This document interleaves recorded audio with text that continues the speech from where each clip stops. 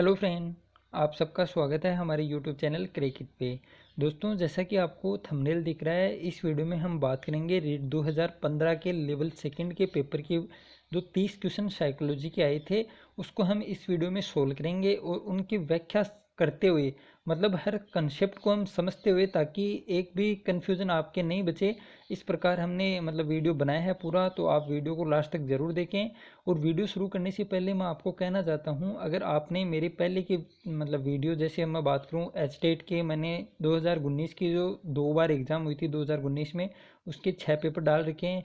उसके अलावा RPSC first grade exam 2018 वाली, जिसकी एग्ज़ाम अभी जनवरी 2020 में हुई थी, उसके सभी विषयों के जो 30 क्वेश्चन साइकोलॉजी वाले थे वो सभी मैंने प्लेलिस्ट बना रखी है चैनल पे। आप ज़रूर देखें, आपको बहुत ही ज़्यादा बेनिफिट मिलेगा। क्योंकि दोस्तों, आप सबको पता है कि लगभग 50 से 60% क्वेश्चन है वो मतलब रिपीट होते हैं, और रिपीट भी नहीं होंगे तो मतलब क्वेश्चन बनते हैं इतने की, ताकि आपको हर कंसेप्ट वो समझ में आ जाएगा। इतने क्वेश्चन आप करोगे एक टॉपिक पे। जैसे मैं बात करूँ कि अगर प्याजे वाला हम कंसेप्ट लेते हैं तो प्याजे पे हर पेपर में 2 क्वेश्चन आते हैं। तो मैं बात करूँ लगभग 20 पेपर है या 25 पेपर अपलोड हो चुके हैं चैनल पर अब तक, लास्ट 2 सालों में जो एग्ज़ाम हुई है उनके। तो आपको पता है कि लगभग 50 से 60 क्वेश्चन आपको पीएचडी के कंसेप्ट में मतलब मिल जाएंगे। तो इससे ज़्यादा क्वेश्चन है वो कहाँ से आएगा? तो आपका हर एक कंसेप्ट है वो क्लियर हो जाएगा। इसलिए आप ज़रूर देखें, समय निकाल कर, आपके लिए बहुत ही ज़्यादा बेनिफिट वो करेंगे एग्ज़ाम के अंदर। तो दोस्तों, बिना किसी देरी के शुरू करते हैं आज का हमारा वीडियो। तो ये देखिए दोस्तों, ऑफिशियल पेपर है, सीरीज है वाई का, और पेपर कोड है ST2 2015। इससे पहले दोस्तों मैं आपको बता दूं, क्वेश्चन आए कि रीट वाले लगभग 2011 ATET की 2012 वाला पेपर मैंने अपलोड कर दिया है, और आज हमारे 2015 के पेपर के भी साइकोलॉजी के पूरे क्वेश्चन हो जाएंगे। तो दोस्तों ये देखिए, पहला क्वेश्चन है, निम्न में से कौन सी डिसलेक्सिया की विशेषता नहीं है? वाचन परिशुद्धता, गति और बोध की समस्याएं, सीधे या उल्टे हाथ के प्रयोग के संबंध में निश्चय, लिखने की धीमी गति, और छपे हुए शब्दों को सीखने और याद करने की कठिनाइयाँ। तो दोस्तों, आपने सिर्फ इतना ही पढ़ रखा होगा कि डिसलेक्सिया वो क्या है, पठन विकार। लेकिन आप देखोगे तो ऑप्शन में हर चीज़ लिखी हुई है। तो इसलिए मैं कहता हूँ कि आप कम पढ़ें, लेकिन जितना पढ़ें उतना पूरा पढ़ें, ताकि क्वेश्चन आए उस टॉपिक में से तो आपका गलत नहीं होगा। तो दोस्तों मैं बात करूँ कि डिसलेक्सिया की विशेषता नहीं है, तो सीधे या उल्टे हाथ के प्रयोग के संबंध में जो निश्चय है मतलब भ्रम की स्थिति है, ये डिसलेक्सिया की विशेषता नहीं होती है। मतलब ऑप्शन नंबर बी है वो इसका राइट आंसर हो जाएगा, सीधे या उल्टे हाथ के प्रयोग के संबंध में निश्चय करना। ऑप्शन बी है वो इसका बिल्कुल राइट आंसर है। अब है, सशक्त अभिप्रेरणा सीखने का प्रभावशाली घटक है। सशक्त अभिप्रेरणा सीखने का प्रभावशाली घटक है। इससे बालक स्वस्थ रहता है, शीघ्र सीखता है, ध्यान करता है और प्रसन्न रहता है। तो मतलब सशक्त अभिप्रेरणा वो सीखने का प्रभावशाली घटक है। दिए गए ऑप्शन में मतलब कौन सा उत्तर वो सही होगा?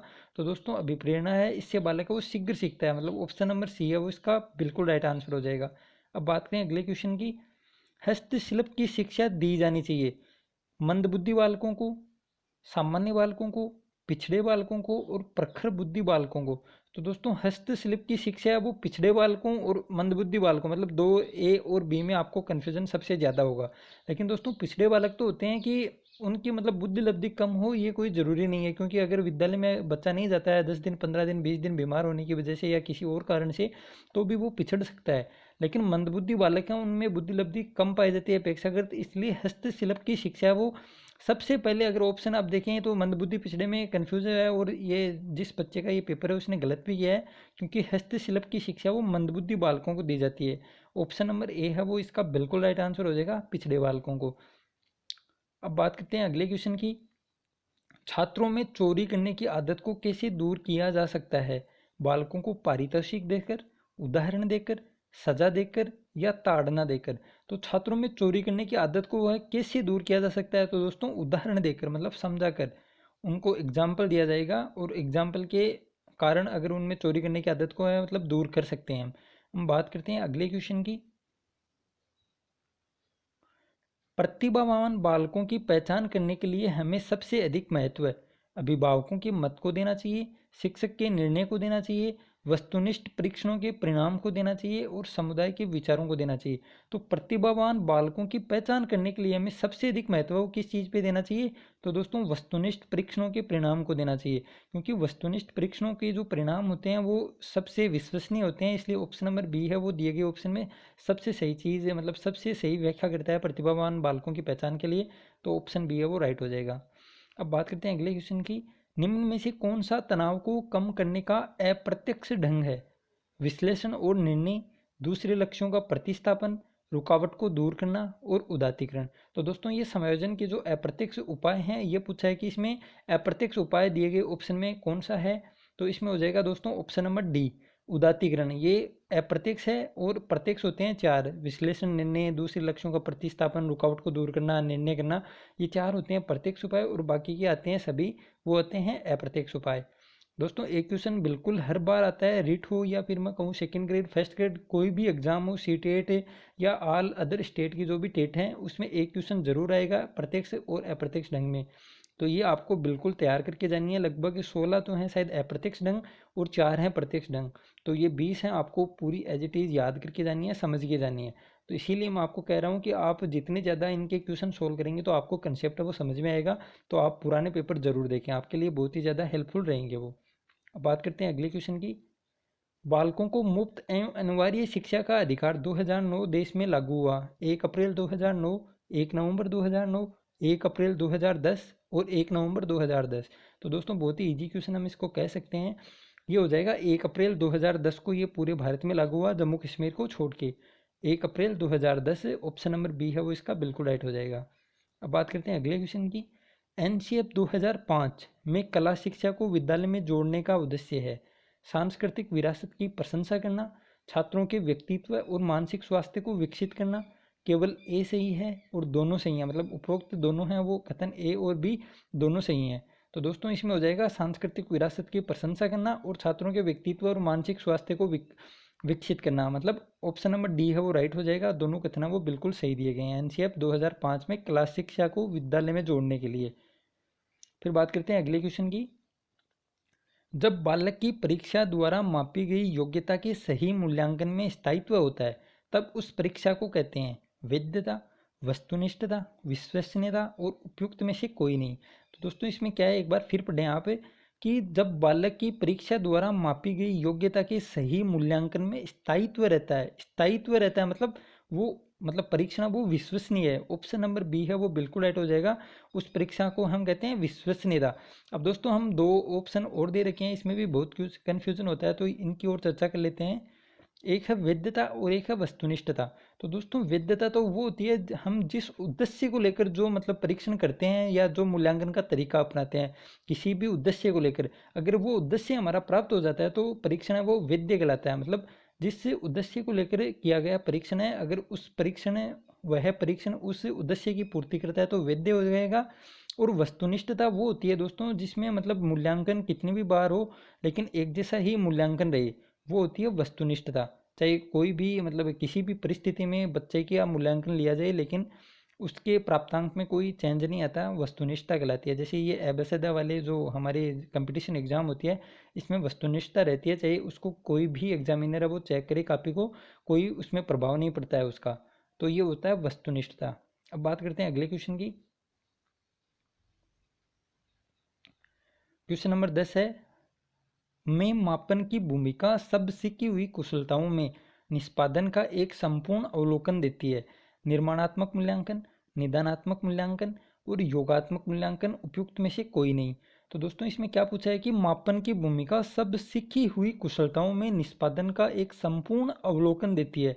तो दोस्तों अब मतलब क्वेश्चन में आप मतलब गलत ऑप्शन है उसको उठाना सीखें ताकि सही ऑप्शन है वो अपने आप आपको मतलब मिल जाएगा।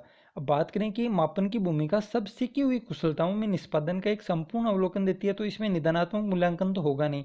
तो ऑप्शन नंबर सी मतलब अपने रास्ते से हट गया, ऑप्शन नंबर डी अपने रास्ते से पहले ही लगा कि उपयुक्त में से कोई नहीं। अब कंफ्यूज होते हैं निर्माणात्मक मूल्यांकन और योगात्मक मूल्यांकन। तो दोस्तों आप ये मान के चलें कि जैसे फॉर्मेटिव इंग्लिश वाला नाम याद रखें आप, हिंदी में पता नहीं क्या क्या लिखाता है किसी बार कुछ या कोई टाइप मतलब पेपर में कुछ लिखाता है, तो इंग्लिश वाले जैसे फॉर्मेटिव और समेटिव। अब इसमें आपको क्या याद रखना है कि जैसे फॉर्मेलिटी मतलब टीचर मतलब क्लास में पर्सन पूछता है फॉर्मेलिटी होती है, इसे आप मतलब टिक बना लेंगे फॉर्मेशन फॉर्मेलिटी। मतलब शिक्षक जैसे कह देता है कि मौखिक मैं आपसे कल टेस्ट लूँगा या फिर और कुछ, शिक्षक के द्वारा जो क्लास में साथ साथ जो भी मूल्यांकन होता है वो तो होता है फॉर्मेटिव इवोल्यूशन मतलब निर्माणात्मक मूल्यांकन। और सबसे लास्ट में जैसे ये क्वेश्चन बात कर रहा है कि मापन की भूमिका सब सीखी हुई कुशलताओं में निष्पादन का एक संपूर्ण अवलोकन देती है। तो संपूर्ण सीखी गई कुशलता का निष्पादन की बात कर रहा है तो यहाँ पे हो जाएगा योगात्मक मूल्यांकन। तो आप फैसे फॉर्मेटिव और फैसे फॉर्मेलिटी इस प्रकार याद कर लेंगे। शिक्षक के द्वारा जो फॉर्मेलिटी की जाती है हर दिन कि ये आप इसका उत्तर बताओ, या दूसरे दिन टेस्ट लेता है, या फिर मतलब 7 दिन के बाद टेस्ट लेता है, तो ये सब फॉर्मेलिटी होती हैं। ये फॉर्मेटिव इवोल्यूशन में चला जाएगा, मतलब निर्माणात्मक मूल्यांकन जो शिक्षण के साथ साथ चलता है। और शिक्षण के लिए मूल्यांकन भी कहते हैं दोस्तों। फॉर्मेटिव इवोल्यूशन को हम कहते हैं शिक्षक के मतलब शिक्षण के लिए आकलन। और समेटिव या फिर हम कहें योगात्मक मूल्यांकन होता है, वो है शिक्षण का आकलन, अधिगम का आकलन। मतलब का आकलन आता है वहाँ पे होता है योगात्मक, और अधिगम के लिए आकलन आता है वहाँ पे होता है फॉर्मेटिव इवोल्यूशन। तो दोस्तों उम्मीद है आपको पूरा कंसेप्ट है वो समझ में आया होगा। यही 2-3 क्वेश्चन बनते हैं मूल्यांकन में, और इसी को घुमा फिरा के हर बार एग्जाम में आता है। तो आप इसको बिल्कुल से क्लियर कर लें ताकि क्वेश्चन आने वाला आपका गलत नहीं होना चाहिए, क्योंकि कंपटीशन है वो बहुत ज़्यादा टफ हो गया है। अब बात करते हैं अगले क्वेश्चन की। अनुसंधान जो सामाजिक समस्या से संबंधित होता है तथा विद्यालय की जनशक्ति के द्वारा विद्यालय में क्रियाकलापों के सुधार हेतु संचालित किया जाता है कहलाता है मौलिक अनुसंधान, सामाजिक अनुसंधान, क्रियात्मक अनुसंधान, और उपयुक्त में से कोई नहीं। तो दोस्तों बहुत ही इजी क्वेश्चन है। इसमें हो जाएगा क्रियात्मक अनुसंधान। ऑप्शन नंबर बी है वो बिल्कुल राइट आंसर हो जाएगा, क्रियात्मक अनुसंधान। फिर उपलब्धि परीक्षण दिए जा सकते हैं 2 प्रकार से, 4 प्रकार से, 6 प्रकार से और 3 प्रकार से। तो दोस्तों अच्छा क्वेश्चन है कि उपलब्धि परीक्षण दिए जा सकते हैं कितने प्रकार हैं उपलब्धि परीक्षण के। तो ऑप्शन नंबर बी बिल्कुल राइट है, 4 प्रकार। ऑप्शन बी 4 प्रकार आंसर हो जाएगा। उपलब्धि परीक्षण दिए जा सकते हैं 4 प्रकार से। अब बात करते हैं अगले क्वेश्चन की।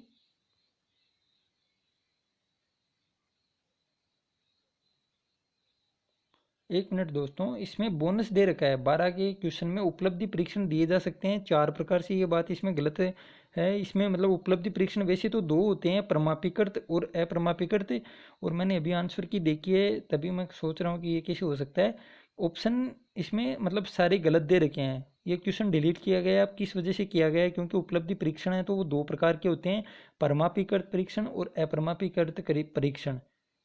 तो ये फिर भी डिलीट किया गया है बोर्ड के द्वारा। ये क्वेश्चन है वो डिलीट किया गया है। 12 में है बोनस, इसका बोनस दिया गया है। बोनस का मतलब दोस्तों रेट में मैं आपको बता दूं सभी साथ साथ ही कि बोनस का मतलब है कि सबको, चाहे आपका सही हो गलत हो, आपने छोड़ के आए हो या करके आए हो, कोई फर्क नहीं पड़ेगा, सबको 1 नंबर है वो दिया जाएगा।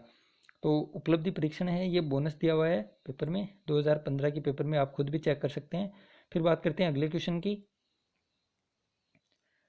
गामक विकास से हमारा तात्पर्य मांसपेशियों के विकास से और पैरों के उचित उपयोग, मस्तिष्क और आत्मा, अधिगम और शिक्षा, प्रशिक्षण और अधिगम, और शक्ति और गति। तो दोस्तों गामक विकास से हमारा तात्पर्य मांसपेशियों के विकास से और पैरों के उचित उपयोग से है। तो इन ऑप्शनों में मतलब कौन सा है वो राइट हो जाएगा, शक्ति और गति। ऑप्शन नंबर डी है वो बिल्कुल इसका राइट है आंसर है, शक्ति और गति। अब बात करते हैं अगले क्वेश्चन की। 20वीं शताब्दी को बालक की शताब्दी कहा जाता है, यह परिभाषा किसने दी है, मुर्रे ने, एडलर, जेबी वॉटसन और क्रो एंड क्रो। तो दोस्तों बिल्कुल बहुत ही प्रसिद्ध परिभाषा है ये। तो ये है क्रो एंड क्रो की। 20वीं शताब्दी को बालक की शताब्दी कहा है किसने, क्रो एंड क्रो ने। ऑप्शन नंबर सी है वो इसका बिल्कुल राइट आंसर हो जाएगा। अब बात करते हैं अगले क्वेश्चन की। इस अवस्था को मिथ्या परिपक्वता, शूडो मैटुरिटी का समय भी कहा जाता है। शैशवावस्था, बाल्यावस्था, किशोरावस्था और प्रौढ़ावस्था। तो दोस्तों ये भी हम कह सकते हैं बहुत ही इजी क्वेश्चन है। ऐसे क्वेश्चन अब एग्जाम में नहीं देखे जाते हैं। ये हो जाएगा बाल्यावस्था। मिथ्या परिपक्वता का काल है, रोस ने इसको कहा है मिथ्या परिपक्वता का काल बाल्यावस्था को। फिर है मनुष्य जीवन का आरंभ मूलतः घटित है 2 कोष, केवल 1 कोष, कोई कोष नहीं और कई कोष। तो दोस्तों मनुष्य जीवन का आरंभ मूलतः घटित होता है, ऑप्शन नंबर बी, केवल 1 कोष से, जिसको हम जाइगोट भी कहते हैं। केवल 1 कोष मनुष्य जीवन का आरंभ मूलतः घटित होता है केवल 1 कोष से। ऑप्शन नंबर बी है दोस्तों वो बिल्कुल राइट आंसर है, ऑप्शन बी, केवल 1 कोष, जिसको हम जाइगोट कहते हैं। शैशवावस्था की विशेषता नहीं है शारीरिक विकास की तीव्रता, दूसरों पर निर्भरता, मानसिक विकास में तीव्रता और नैतिकता का होना। तो दोस्तों ये भी हम कह सकते हैं बहुत ही इजी क्वेश्चन है। तो इसमें हो जाएगा नैतिकता का होना, क्योंकि शैशवावस्था में बच्चों में बिल्कुल भी नैतिकता नहीं पाई जाती है। अच्छे बुरे का भेद उनको नहीं होता है, उनके जो मन में आता है वो सटीक से बोल देते हैं, फटाक से एकदम कह देते हैं मुंह पर। तो नैतिकता का उनमें अभाव पाया जाता है। फिर चिंतन क्या है, प्रतीकों का प्रयोग, प्रत्यक्षिक प्रक्रिया, संप्रत्य प्रक्रिया और भाषा का प्रयोग। तो दोस्तों हम कह सकते हैं ये अच्छा क्वेश्चन है। तो चिंतन क्या है दोस्तों, ये हो जाएगा संप्रत्य। ऑप्शन नंबर डी है वो इसका बिल्कुल। एक मिनट दोस्तों, चिंतन क्या है, प्रतीकों का प्रयोग। संप्रत्य अधिगम नहीं है दोस्तों, सॉरी, इसमें ऑप्शन नंबर ए है वो बिल्कुल राइट है, प्रतीकों का प्रयोग। प्रतीकों का प्रयोग, चिंतन क्या है, प्रतीकों का प्रयोग, ऑप्शन नंबर ए है बिल्कुल राइट आंसर है। अब बात करते हैं अगले क्वेश्चन की। अप्रत्यक्ष पथ समस्याओं का उपयोग किस श्रेणी के प्रयोज्यों के लिए किया जाता है? बच्चे, प्रौढ़, चिड़ियाँ और पशु। दोस्तों एक मिनट फिर पढ़ेंगे क्वेश्चन को कि अप्रत्यक्ष पथ समस्याओं का उपयोग, अप्रत्यक्ष पथ समस्याओं का उपयोग किस श्रेणी के प्रयोज्यों के लिए किया जाता है? तो दोस्तों इसका आंसर है प्रौढ़, option number B. Option number B है वो इसका बिल्कुल राइट आंसर है, प्रौढ़। अब बात करते हैं अगले क्वेश्चन की। समस्या के अचानक समाधान की वकालत करने वाले सिद्धांत का नाम है? सक्रियात्मक अधिगम, प्रत्यक्ष एवं भूल का सिद्धांत, अनुबंधन और सूझ का सिद्धांत। तो दोस्तों समस्या के अचानक समाधान की बात करता है सूझ का सिद्धांत, जिसको वर्दीमन ने दिया था। कोलर कोफ का मतलब वर्दीमन ने सबसे पहले गेस्टाल्ट नाम दिया था और कोलर ने प्रयोग किया था, और इसको प्रयोग के रूप में देने का काम है वो कोफका ने किया था। तो इसका आंसर हो जाएगा सूझ का सिद्धांत, ऑप्शन नंबर बी है वो इसका बिल्कुल राइट आंसर है। बात करते हैं अगले क्वेश्चन की। संवेदना ज्ञान की पहली सीढ़ी है। दोस्तों ये भी क्वेश्चन बहुत ही शानदार है। संवेदना ज्ञान की पहली सीढ़ी है, यह कथन है मानसिक विकास का, ध्यान का विकास है, भाषा का विकास है और शारीरिक विकास है। तो दोस्तों संवेदना ज्ञान की पहली सीढ़ी है, ये किसका विकास है? ऑप्शन नंबर ए मानसिक विकास है। संवेदना ज्ञान की पहली सीढ़ी है, इसका उत्तर हो जाएगा मानसिक विकास है संवेदना ज्ञान की पहली सीढ़ी। अब बात करते हैं अगले क्वेश्चन की। निम्न में से कौन सीखने के सही स्तर है? तथ्य, ज्ञान प्राप्त करना, सूचना, बोध और प्रज्ञान। तथ्य, सूचना, बोध, ज्ञान प्राप्त करना और प्रज्ञान। तथ्य, सूचना, ज्ञान प्राप्त करना, बोध और प्रज्ञान, और तथ्य, बोध, सूचना, ज्ञान प्राप्त करना और प्रज्ञान। तो दोस्तों इसमें मतलब एक कन्फ्यूजन तो ये थोड़ा कम हो गया है कि तथ्य सबसे है मतलब पहले होगा और प्रज्ञान सबसे लास्ट होगा, क्योंकि सभी ऑप्शन में सबसे पहले तथ्य है और सबसे बाद है वो प्रज्ञान है। अब बीच वाले तीन हैं मतलब ज्ञान प्राप्त करना, सूचना और बोध, इसमें मतलब बदल बदल के ऑप्शन है वो दिए गए हैं। तो दोस्तों इसमें हो जाएगा सबसे पहले तथ्य होता है, तथ्य से हम कोई सूचना प्राप्त करते हैं और सूचना से हम ज्ञान को प्राप्त करते हैं, फिर उसका बोध करते हैं मतलब अवबोध करते हैं, और उसके बाद में प्रज्ञान होता है। ऑप्शन नंबर सी है वो इसका बिल्कुल राइट आंसर हो जाएगा, तथ्य, सूचना, ज्ञान प्राप्त करना और बोध, उसके बाद आएगा प्रज्ञान। ऑप्शन सी है वो इसका बिल्कुल राइट है। फिर बात करते हैं अगले क्वेश्चन की। परिपक्वता इत्यादि में व्यवहार में उत्पन्न परिवर्तन को भी अधिगम कहा जाता है। परिपक्वता इत्यादि से व्यवहार में उत्पन्न परिवर्तन को भी अधिगम कहा जाता है? नहीं, हाँ, अनिश्चित और कभी कभी। तो दोस्तों परिपक्वता इत्यादि से जो व्यवहार में उत्पन्न परिवर्तन है उसको अधिगम है वो नहीं कहा जाता। ऑप्शन नंबर ए है वो इसका राइट आंसर है, ऑप्शन ए। अब बात करते हैं अगले क्वेश्चन की। केटल के द्वारा विश्लेषित किए गए व्यक्तित्वशील गुणों की संख्या कितनी है? 13, 15, 16 और 14। तो केटल के द्वारा विश्लेषित किए गए व्यक्तित्वशील गुणों की संख्या कितनी है, ये बात पूछी गई है। दोस्तों इसमें मतलब पेपर का हम लेवल बात करें तो इजी लेवल कह सकते हैं, क्योंकि कोई ज़्यादा भाषा है वो घुमा के नहीं दी गई है, सीधे सीधे क्वेश्चन है वो पूछे गए हैं। तो केटल के द्वारा जो विश्लेषित किया गया था व्यक्तित्वशील गुण, उनकी संख्या थी 16। ऑप्शन नंबर सी है वो इसका राइट आंसर हो जाएगा। अब बात करते हैं अगले क्वेश्चन की। मुर्रे ने एक परीक्षण की रचना करके इतिहास रच दिया था, वह क्या है? शाही डब्बा परीक्षण, विषय आत्मबोधन परीक्षण, वाक्य पूर्ति परीक्षण और मूल्यांकन मापनी। तो दोस्तों मुर्रे के द्वारा जो परीक्षण की रचना की गई थी वह था थीमेटिक एपिरेशन टेस्ट मतलब विषय आत्मबोधन परीक्षण, और हरमन रोसा के द्वारा दिया गया था शाही डब्बा 1921 में, आप सबको पता होगा। अब बात करते हैं अगले क्वेश्चन की, और इसमें दोस्तों कहानी पूर्ति या वाक्य पूर्ति आप सबको पता होगा, ये भी बहुत ही इंपॉर्टेंट है। ये जो तीन या हम कहूँ शायद 4 या 5 होंगे प्रक्षेपी विधि के अंतर्गत आते हैं, व्यक्तित्व की प्रक्षेपी विधि। तो आप सबको ये पूरा मतलब सन भी याद रखना है कि शाही डब्बा परीक्षण वो 1921 में, और कार्डों की संख्या इसमें 10 थी। विषय आत्मबोध परीक्षण में कितने कार्ड थे? 10 कार्ड इसमें थे। वाक्य पूर्ति में कितने थे? तो ये सब चीज़ आपको याद रखनी है। तो दोस्तों विषय आत्मबोध परीक्षण किसका दिया गया है? मॉर्गन तथा मुर्रे ने दिया था, और इसमें कार्डों की संख्या कितनी होती है? 31 कार्ड होते हैं, लेकिन पहले मतलब 30 के आधार पर 30 कार्ड वैसे होते हैं और एक कार्ड है वो सादा कार्ड होता है। तो 30 में से जैसे 10 महिला के होते हैं, 10 पुरुषों के होते हैं और 10 हैं उभयलिंगी होते हैं। तो पहले मतलब जिस भी लिंग का आदमी होता है उसको पहले उसके लिंग के आधार पर 10 कार्ड दिए जाते हैं, फिर मतलब उनको देख लेने के बाद फिर दूसरे 10 कार्ड दिए जाते हैं, जो उभयलिंगी होते हैं उसके बाद में सबसे अंत में 24 घंटे के भीतर भीतर उनको एक सादा कार्ड दिया जाता है, जिस पर चित्र भी वही बनाता है और उस चित्र के आधार पर कहानी भी खुद ही लिखता है। तो ये हो जाएगा विषय आत्मबोधन परीक्षण, मॉर्गन व मुर्रे ने दिया था। फिर है व्यवहारिक बुद्धि को कहा जाता है मूर्त बुद्धि, अमूर्त बुद्धि, सामाजिक बुद्धि और संज्ञानात्मक योग्यता। तो दोस्तों व्यवहारिक बुद्धि कौन सी कहलाती है? ऑप्शन नंबर ए, मूर्त बुद्धि को हम व्यवहारिक बुद्धि भी कहते हैं। फिर अब बुद्धि के त्रिआयामी सिद्धांत के अनुसार बुद्धि के कारकों की संख्या है 90, 110, 135 और 120। तो दोस्तों बुद्धि के त्रिआयामी सिद्धांत गिलफोर्ड के द्वारा दिया गया है, आप सबको पता है।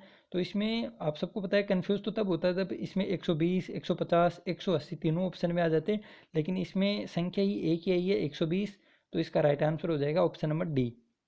अब बात करते हैं अगले क्वेश्चन की। परिवेश की वस्तु जिसे प्राणी प्राप्त करने का प्रयास करता है कही जाती है प्रबलन, उद्दीपक, प्रेरक और प्रलोभन। तो परिवेश की वस्तु जिसे प्राणी प्राप्त करने का प्रयास करता है कही जाती है प्रेरक, मोटिव। ऑप्शन नंबर बी इसका बिल्कुल राइट आंसर हो जाएगा, मोटिव। अब बात करते हैं अगले क्वेश्चन की। व्यक्तिगत भेद में हम पाते हैं विचलनशीलता, प्रतिमानता, दोनों ए और बी और उपयुक्त में से कोई नहीं। तो व्यक्तिगत भेद में हम पाते हैं, इसका आंसर क्या होगा दोस्तों? ऑप्शन नंबर सी, दोनों ए व बी दोनों। विचलनशीलता भी होता है और प्रतिमानता भी होता है। अब बात करते हैं आज के हमारे लास्ट क्वेश्चन की। मेरडिथ के अध्ययन के आधार पर कहा जा सकता है कि सामान्य रूप से उन परिवारों के बालक होते हैं जो सामाजिक स्तर से उच्च होते हैं, कम स्वस्थ और विकसित, अधिक स्वस्थ और विकसित, अधिक स्वस्थ व कम विकसित और स्वस्थ नहीं पर विकसित। तो दोस्तों मेरडिथ के अध्ययन के आधार पर कहा जा सकता है कि सामान्य रूप से उन परिवारों के बालक जो सामाजिक स्तर से उच्च होते हैं। तो मतलब ये तो कॉमन सेंस का क्वेश्चन भी हम कह सकते हैं कि कॉमन सेंस के अनुसार भी हम हमारा आंसर है वो एकदम सही कर सकते हैं। तो सामाजिक स्तर से होते हैं, अधिक स्वस्थ और विकसित बालक होते हैं कि उन परिवारों के बालक अधिक स्वस्थ एवं विकसित होते हैं जो सामाजिक स्तर से ऊंचे होते हैं। ऑप्शन नंबर बी है वो इसका राइट आंसर हो जाएगा। तो दोस्तों हमने पूरे 30 क्वेश्चन है वो सोल्व कर लिए हैं, इसमें एक क्वेश्चन है वो डिलीट किया गया है, मैंने आपको बता दिया। अब दोस्तों मिलते हैं जल्दी दूसरे वीडियो में। अगर आपको ये वीडियो पसंद आया है तो वीडियो को लाइक करें और अपने दोस्तों के साथ शेयर ज़रूर करें, और चैनल को अगर आपने अब तक सब्सक्राइब नहीं किया तो ज़रूर करें। तो दोस्तों मिलते हैं जल्दी दूसरे वीडियो में। Thank you.